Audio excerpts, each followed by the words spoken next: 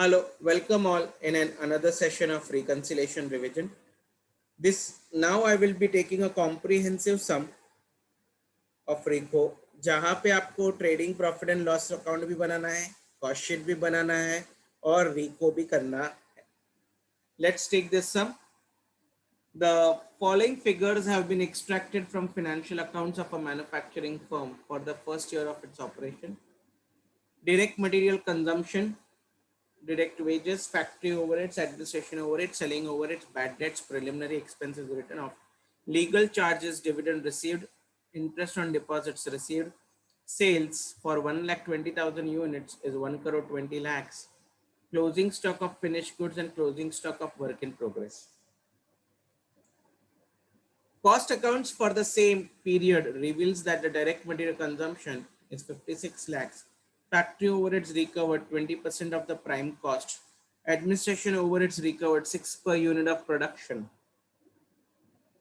And selling distribution overheads recovered 8 per unit sold.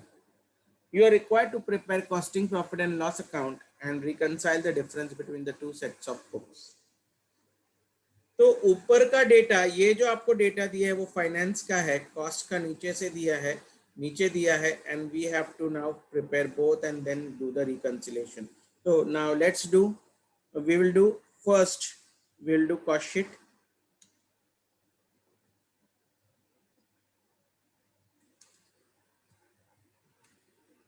Cost sheet के लिए units produce चाहिए.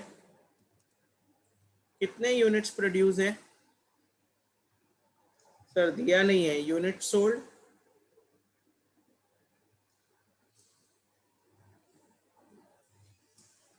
Unit sold दिया है सर 1,20,000 यूनिट्स. अभी अगर आपको याद है ऐसा कुछ करके आपको ढूंढना चाहिए. यस सर, क्लोजिंग लेस होएगा और रो बाकी.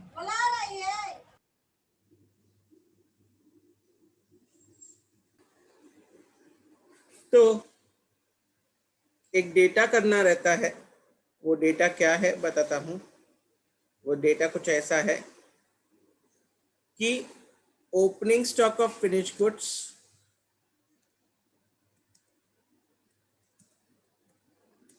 add units produced less closing stock of finished goods, we get units sold. Opening stock of finish goods नहीं दिया है, यूनिट्स प्रोड्यूस नहीं दिया है, closing stock of finish goods दिया है 4,000 एंड यूनिट सोल्ड दिया है 1,20,000. अगर ये 1,20,000 और ये 4,000 है तो ये 1,24,000 होना चाहिए. अब आपके पास दो डेटा नहीं है. अब आपके पास दो डेटा नहीं है, आपके पास ओपनिंग स्टॉक भी नहीं है और यूनिट्स प्रोड्यूस भी नहीं है. तो हम अज्यूम करेंगे ओपनिंग स्टॉक इज नील, जिससे हमें पता चल जाएगा कि यूनिट्स प्रोड्यूस इज 1,24,000. तो यूनिट्स प्रोड्यूस इज 1,24,000. ओके, तो now cost sheet particulars.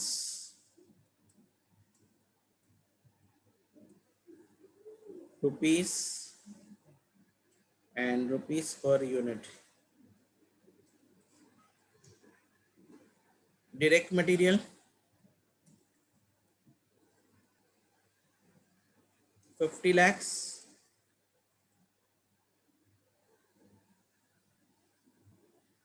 Direct wages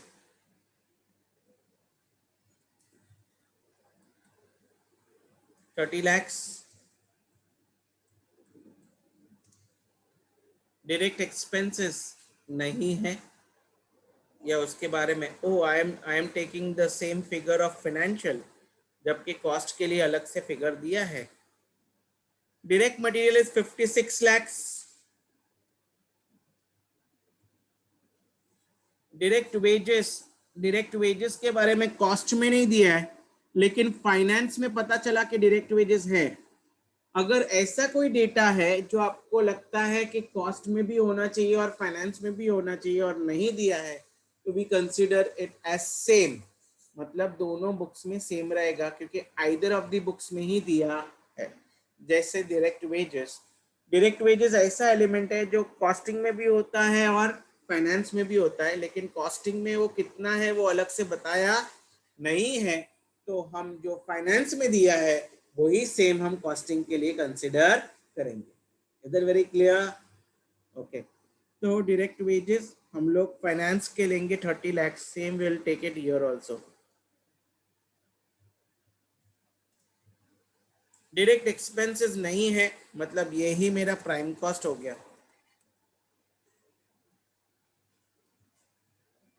यही मेरा प्राइम कॉस्ट हो गया।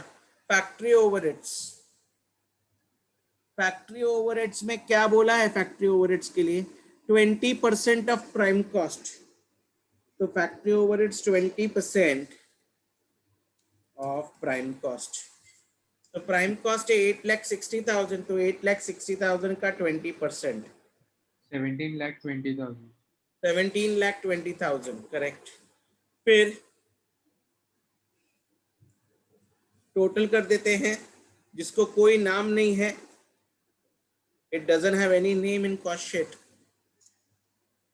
अभी ओपनिंग स्टॉक ऑफ WIP तो नहीं है, लेकिन क्लोजिंग स्टॉक ऑफ WIP है। ये मुझे कहां से पता चला? मेरे फाइनेंस के डेटा से। ऊपर फाइनेंस का डेटा है जहां पे closing stock of finish goods के नीचे क्लोजिंग स्टॉक ऑफ WIP भी है। क्लोजिंग स्टॉक ऑफ WIP जो फाइनेंस का है वही कॉस्ट के लिए होगा, क्योंकि जनरली WIP एक्चुअली फाइनेंस में वैल्यूएशन होता ही नहीं है, कॉस्ट में ही होता है। तो कॉस्ट में और फाइनेंस में WIP का जो वैल्यू है वो सेम होता है। That is how much, 2,40,000 less closing stock of WIP, 2,40,000.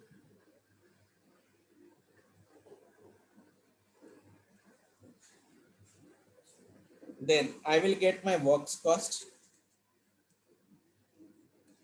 Works cost. Okay. 10,08,000.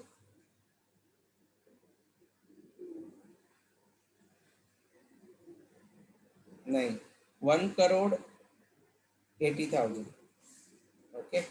चलो, thereafter office and administration, ONA क्या बोला है ऑफिस एंड एडमिनिस्ट्रेशन के बारे में? Administration overheads is 6 per unit produced, 6 per unit produced.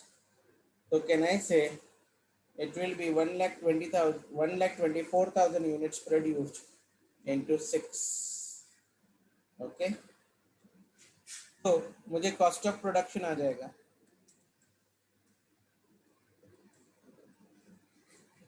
Cost of production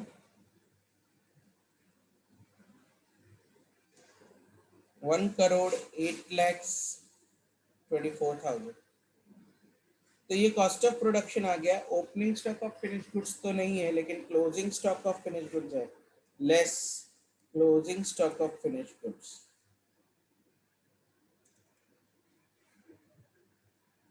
कितना कितना closing stock of finish goods? तो सर मैंने ही अभी आपको बताया कि कुछ अगर ऐसी वैल्यूज है जो कॉस्ट में भी होती है और फाइनेंस में भी होती है, और अगर cost either of the books में अगर डेटा नहीं दिया है तो दूसरे बुक्स में जो डेटा है वो सेम डेटा लेना चाहिए। तो कहना से यहाँ पे भी है ऐसे ही बात है। Closing stock of finish goods है 4,000 यूनिट्स, जिसकी वैल्यू 3,20,000 है फाइनेंशियल बुक्स में, और कॉस्ट के लिए अलग से बोला नहीं है। अगर नहीं बोला है तो हम सेम लेंगे, that is 3,20,000। But let me tell you, closing stock of finish goods के लिए ये रूल एप्लीकेबल नहीं है। आई रिपीट, सिर्फ closing stock of finish goods के लिए ये रूल एप्लीकेबल नहीं है। क्यों? क्योंकि जब स्टॉक को वैल्यू करता है, स्टॉक को वैल्यू करता है करंट प्रोडक्शन कॉस्ट के बेसिस पे। तो जो एज ऑफ नाउ तुम्हारा cost of production cost sheet में आया है उसके बेसिस से वैल्यू करेंगे। क्यों? क्योंकि हम लोग कंसिडर करेंगे फीफो मेथड, और फीफो मेथड से you will have to find whether you can find, that's why हम लोग फाइंड आउट करेंगे। तो सबसे पहले मैं क्या करूंगा, मैं इन सब को पहले पर यूनिट 1,24,000 से डिवाइड करके पर यूनिट ढूंढ लूंगा, डिवाइडेड बाय 1,24,000। क्यों 1,24,000? क्योंकि हमने 1,24,000 यूनिट्स प्रोड्यूस किए।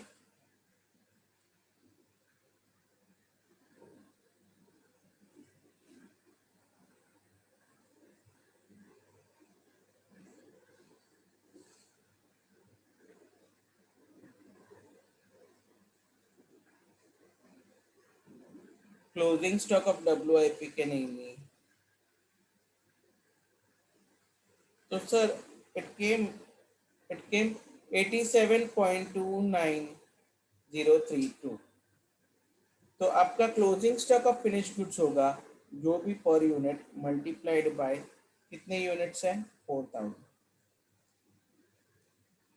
तो इट केम 3,49,161.3। कैसे ढूंढा? आई रिपीट, मैं रिपीट करता हूँ। Oh, now how will I do it? Please pay attention. Sir, अगर 1,08,24,000 कितने यूनिट्स के लिए है? 1,24,000 यूनिट्स के लिए है। तो 4,000 यूनिट्स के लिए कितना? क्रॉस मल्टीप्लाई करो। चलो एक बार क्रॉस मल्टीप्लाई करो, come on. This into this divided by this, 3,49,161.3 cross multiply किया। ओके, तो ऐसा ही कर सकते हो। क्योंकि आप लोग सर हम लोग तो इतने डेसिमल्स नहीं ले रहे, तो जितने डेसिमल्स लिया उससे आप उतना ढूंढ निकालो, और else you can round it up to the nearest value of rupee. तो मैं 3,49,161 रुपीज समझ सकता हूँ, and I will get my cost of goods sold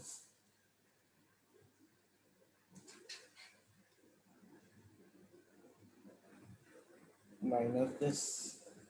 okay, और यहाँ से आता है कि I will divided by unit sold. कितने यूनिट्स बेचे हैं? 1,20,000। 1,20,000। चलो ठीक है। Selling and distribution expenses, S&D overheads क्या बोला है S&D ओवरहेड्स के लिए? 8 पर यूनिट सोल्ड, 8 into 1,20,000। ठीक है, देन कॉस्ट ऑफ सेल्स मिल जाएगा, कॉस्ट ऑफ सेल्स मिल जाएगा, तो मुझे प्रॉफिट मिल जाएगा। और सेल्स तो दिया हुआ है, सेल्स क्योंकि अलग से कॉस्ट का सेल्स नहीं दिया है, I assume the same sales 1,20,00,000।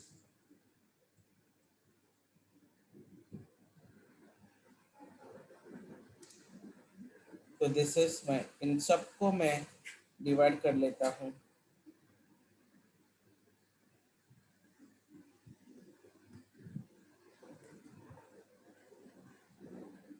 Okay, I got it, and this is my cost sheet, this is my cost sheet. पूरा चीज समझा है? Yes sir. ग्रेट। अभी हम जाएंगे फाइनेंशियल में। फाइनेंशियल लेजर अकाउंट बनाना पड़ेगा।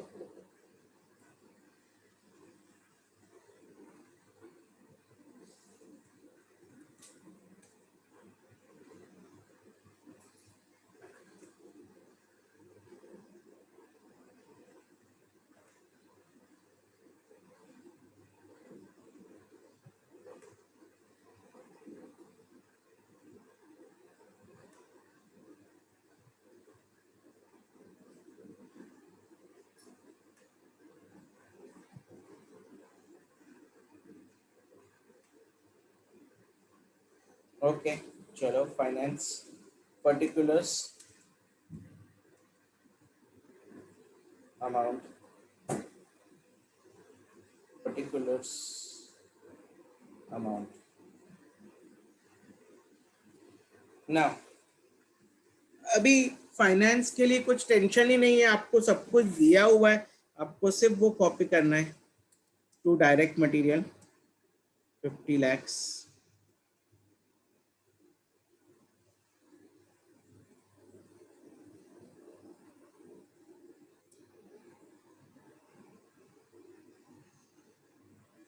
to direct wages 30 lakhs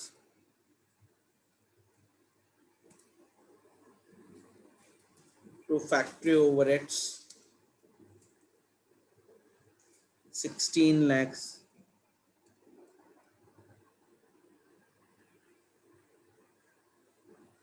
by sales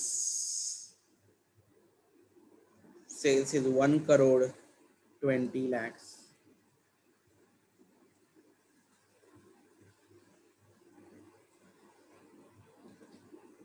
by closing stock of WIP. Closing stock of WIP is 2,40,000 by closing finished goods is 3,20,000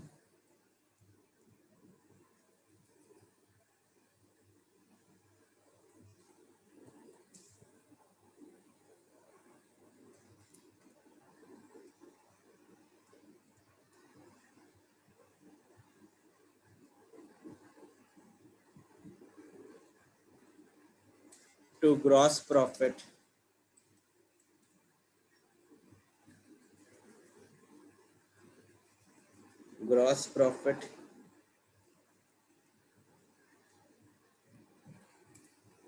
is 29,60,000 by gross profit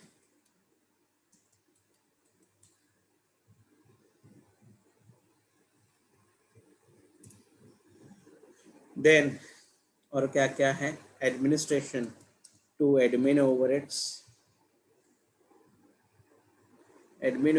is 7 lakhs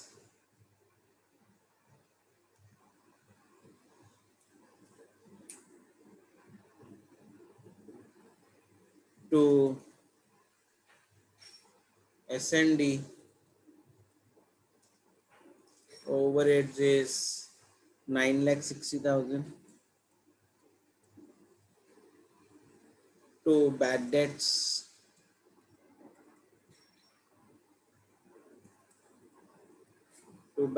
is 80,000 to preliminary charges written off is 40,000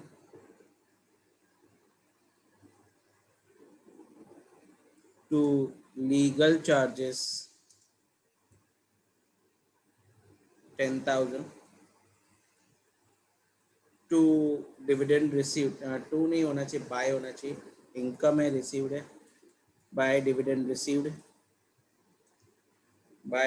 received is 1 lakh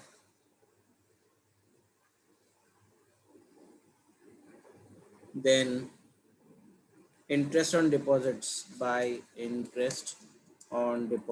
received is how much 20,000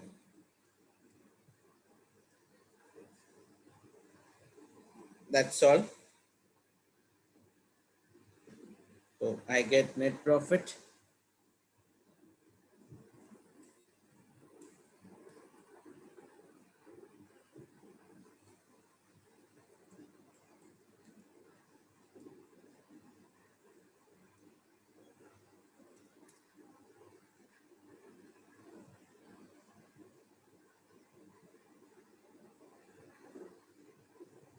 to net profit is credit minus all debit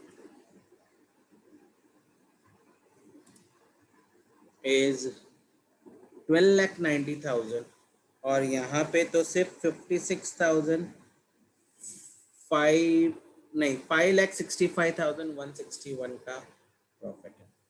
तो now what gonna do is will do reconciliation. कौन सी ऐसी items है जो different है? Direct material ज़्यादा absorb किया था हम लोग ने, जेड। मैं क्या करता हूँ, सारी वैल्यूज यहाँ पे लिखता हूँ क्योंकि I have everything in finance, cost में तो बाकी रह जाएगा। तो ये डिफरेंस है, जो डिफरेंस है उसको मैं बोल्ड ब्रॉ बोल्ड करता हूँ सो दैट पता चल जाएगा ये सेम है। देन प्राइम कॉस्ट, ये टोटलिंग नहीं लेने का, फैक्ट्री ओवरहेड्स यस डिफरेंट है। क्लोजिंग WIP सेम है। ऑफिस एंड एडमिनिस्ट्रेशन डिफरेंट है। देन S&D सेम है। Then bad debts, preliminary and legal charges, ये दोनों भी नहीं है, ये तीनों भी नहीं है कॉस्टिंग में। सेल सेम है। FG का गुड्स हम लोग ने यहाँ पे 320 और वहाँ पे 349, तो वो भी सेम नहीं है और ये दोनों भी वहाँ पे नहीं है। तो we got the things difference. तो चलो, मुझे सबसे पहले मुझे क्या करना पड़ेगा, तो मुझे वो टेबल बनाना पड़ेगा। सर वो टेबल क्या है? Working note, particulars, cost records, finance records and difference. मैं सिर्फ आपके लिए लिख रहा हूँ, एक बार आपको अगर प्रैक्टिस हो गया तो ये आराम से ओरली आप कर सकते हो और डायरेक्टली रिको स्टेटमेंट कर सकते हो। ओके, तो मैं ये टाइम कॉस्ट को रॉन्ग लेता हूँ, FR को राइट लेता हूँ। डिफरेंस क्या क्या है? डिफरेंस है DM, direct material, factory overheads, admin overheads,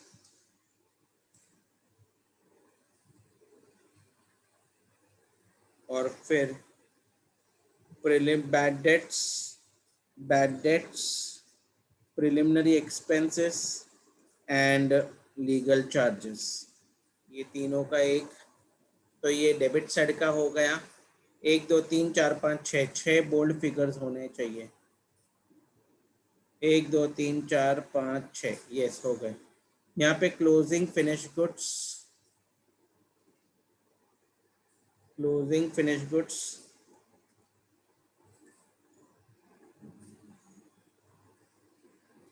then dividend received, dividend and interest। चलो, कॉस्ट में 56 lakhs है और यहाँ पे 50 lakhs है, तो डिफरेंस है 6 lakhs। 6 lakhs का डिफरेंस है। अगर 6 lakhs का डिफरेंस है तो एक्सपेंस, ये एक्सपेंस है, expense is more in the wrong books, so profit is less, so add factory overheads in finance मुझे दिखाई दे रहा है टेक्स्ट बुक में 16 lakhs है, एंड इन कॉस्ट 172 lakhs, 1,72,000 नहीं, 17,20,000, 17,20,000, 17.2। तो डिफरेंस है 1.2, 1,20,000 का डिफरेंस है। Expense is more, profit is less, so we add. Then admin overheads, यहाँ पे एडमिन ओवरहेड 7 लाख है और यहाँ पे एडमिन ओवरहेड्स कितना है? 744। सर इधर भी 0.44 यानी 44,000 का ही डिफरेंस है, तो expense is more okay, bad debts, preliminary expenses and legal charges सब कुछ मिला के होता है 80 एंड 40, 120 एंड देन 130. यहाँ पे 0, 1,30,000. तो डिफरेंस है 1,30,000 का. Expense less, profit more, so less. Closing stock of finish goods, यहाँ पे फाइनेंस में 3,20,000 है और कॉस्ट में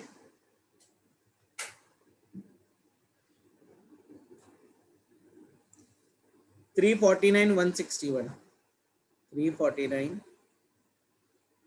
349,161.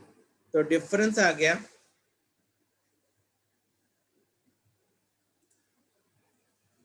0.29161. इतना डिफरेंस है.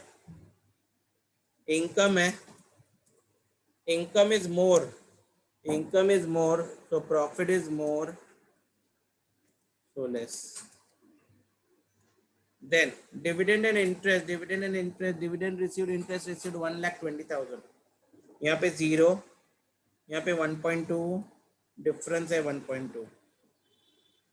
okay, income is less, profit is less, so add.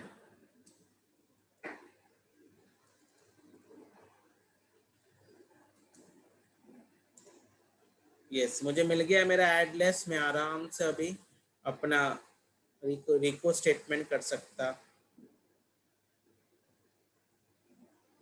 अपने सामने ही रखता हूँ ताकि मुझे ज़्यादा रिको स्टेटमेंट.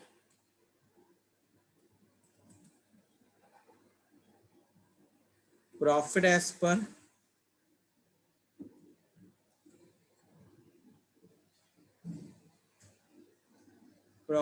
पर finance cost accounts, cost records.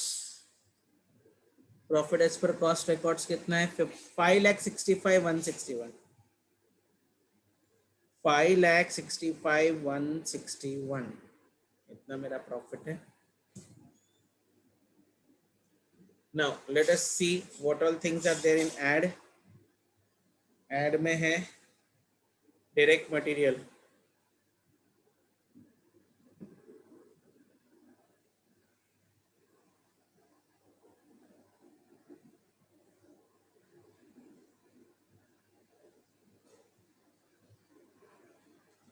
Add. क्या ऐड करना है? Direct material over recorded in cost, क्योंकि एब्जॉर्प्शन वर्ड नहीं हो सकता, कर सकते वो सिर्फ ओवरहेड्स के लिए. कितना? 6 लाख. देन ऐड में क्या क्या है? Factory overheads. Yes, over absorption of factory overheads. कितना? 1,20,000.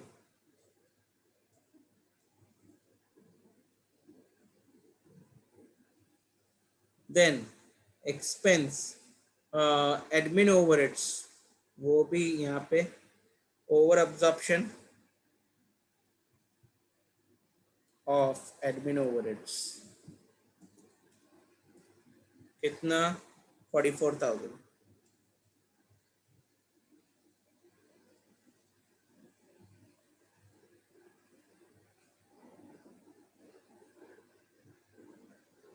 And last add dividend received not recorded in cost. कितना dividend received? 1 lakh.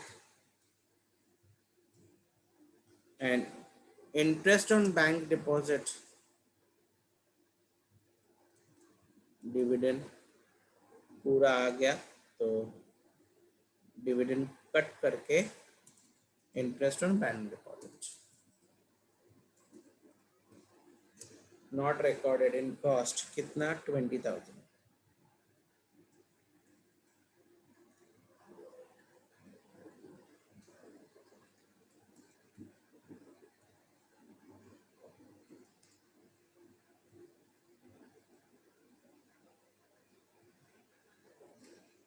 Now less में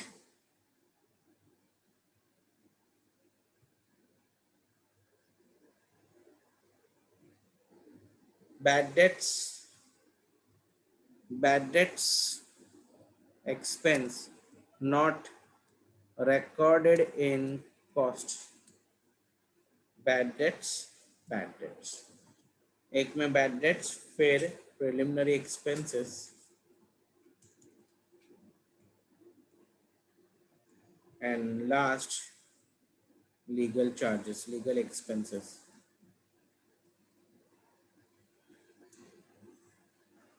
Bad debts, what is bad debts? Bad debts are कितना है bad debts? Bad debts is 80,000.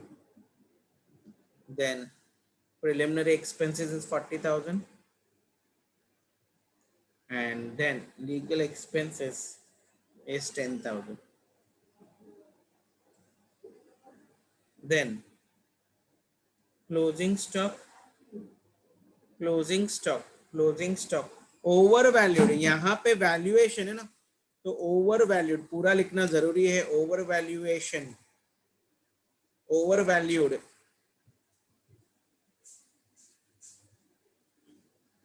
closing stock of finished goods is overvalued in cost. कितना? 29,161. That's all.